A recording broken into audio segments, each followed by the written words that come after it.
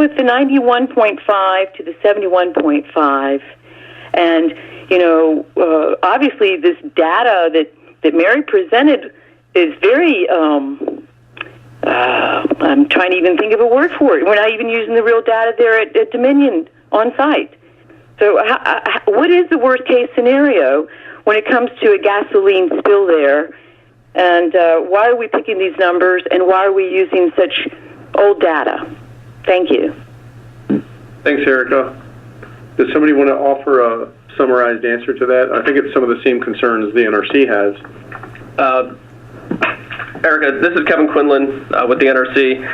The reason that they're using, well, I'll speak to the reason why they're using the 1996 and 1998 data.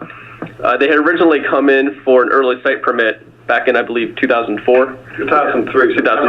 September 2003. Thank you. Yeah, 2003. And our guidance requests that they use a minimum of 2 years that were recorded within the last 10 years. And so once they were issued the early site permit, they were granted finality on their on-site meteorological data set that they used for the early site permit.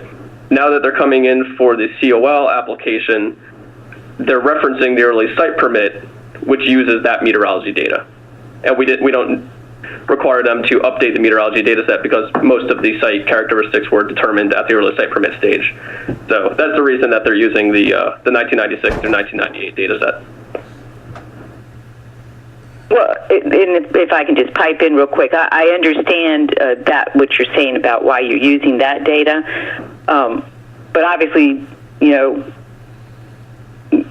had a 2011 earthquake that obviously changed some of that dynamics within some of the parameters of some of the information you need to look at when it comes to at least earthquakes.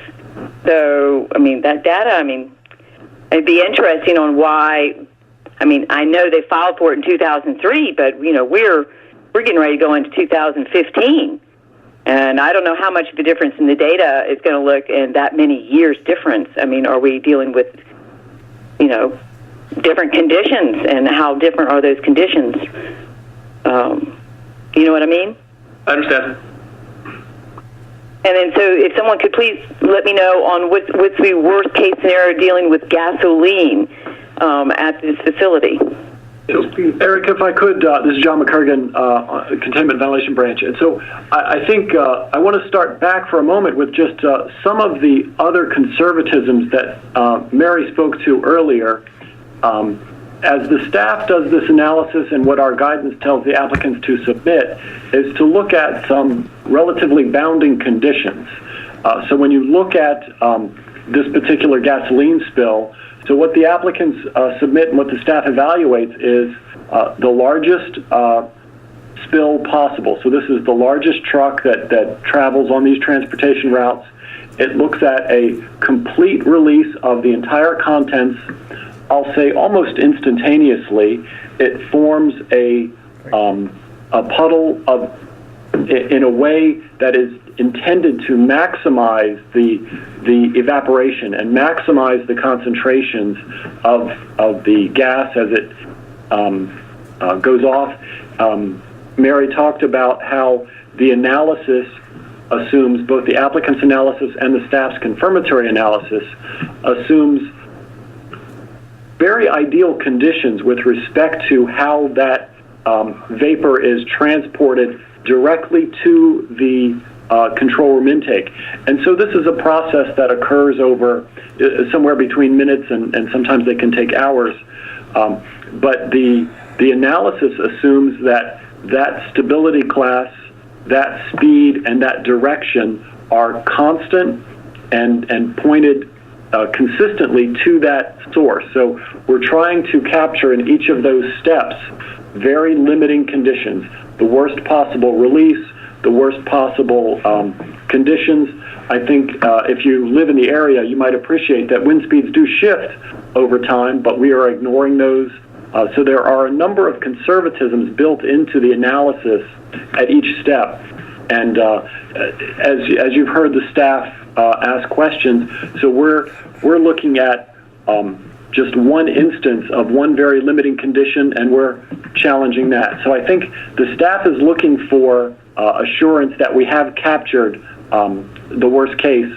I think in this conversation we focused on a meteorological condition, and we haven't really challenged all of the other assumptions, because this type of analysis is done quite routinely for every applicant, and the guidance that the applicants are using has a number of conservatisms already built into it that the staff accepts that we use routinely, and so we haven't really talked about those extensively, but they are present in the analysis. And so we are, again, I think, trying to capture a very bounding condition here. Thanks, John. Very thorough explanation. Well, yes, I appreciate that. Only I don't appreciate it doesn't sound like we're using on-site data. Okay, yes, and I think the staff's thinking about that as well. One of the issues we're going to deliberate on. Okay, thank you. Any additional questions from the public? I have a question.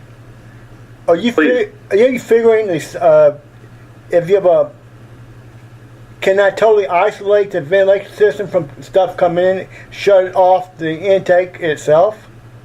Stuff coming in the control room? Yeah, just go ahead.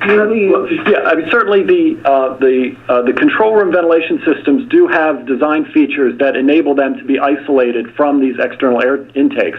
And what the staff is looking at now is to ensure that those systems are properly designed. But yes, there is a configuration the system is able to isolate to ensure the habitability of the control room and the safety of the operators. That means they go into a hazmat suit too, correct?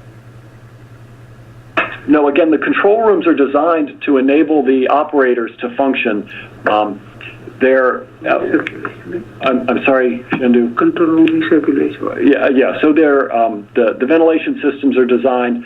The goal would be to not have the operators have to don hazmat suits. I mean, that would be an additional challenge, a burden on them in conducting their functions. And so the control room, the ventilation systems, the isolation systems are designed to protect the operators so that they can continue to function. Well, that still could be bypassed, and still you might need a respirator type gear to make sure it does not happen. Thank you. Good suggestion. Any additional comments from the public? That being the case, and we do appreciate the comments and everyone's input to this meeting. I think we've covered both subjects for the day, and I'm going to end the meeting unless there's any additional comments or questions one last time. And hearing nothing, we'll officially close the meeting at 3:40. Thanks everybody for taking part. Thanks, Perry. Thank you. Thank you. Thank you. Bye.